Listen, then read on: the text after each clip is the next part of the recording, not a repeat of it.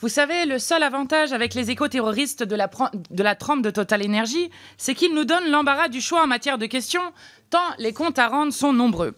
Aussi, je pourrais vous interroger, Monsieur Pouyanné, sur vos aventures néocoloniales sur le continent africain.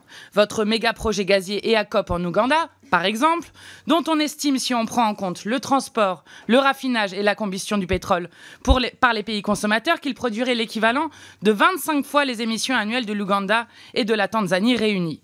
Là-bas, le cauchemar est nommé Total, à coup d'accaparement de terres, entraînant la violation des droits de près de 100 000 personnes, comme l'ont condamné récemment nos collègues du Parlement européen dans une résolution. Mais à combien évaluez-vous la vie d'une famille ?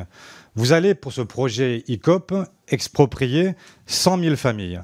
En Tanzanie, le prix de l'expropriation, c'est en moyenne 1 160 $. Est-ce que quelqu'un pense ici qu'avec 1 160 $, on peut ensuite faire vivre sa famille, quand on sait qu'en plus, le prix des terrains augmente au fur et à mesure que le projet se développe ? Moi, j'en ai un peu assez d'entendre qu'il y a 100 000 personnes ou 100 000 foyers, Monsieur Faure, qui sont déplacés. Alors, je vais vous donner les chiffres réels. Le nombre de foyers qui sont concernés par la nécessité de les reloger, et nous reconstruisons des maisons, est de 769 foyers. 769 foyers. Vous pouvez me dire, c'est beaucoup ? Oui. 769. Pas 100 000 foyers.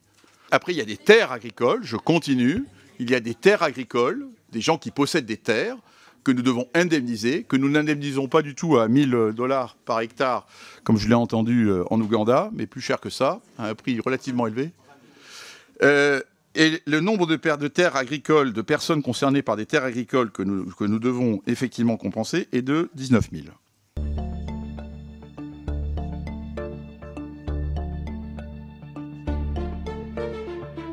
Je croyais que dans un état de droit, le principe du contradictoire était fondamental.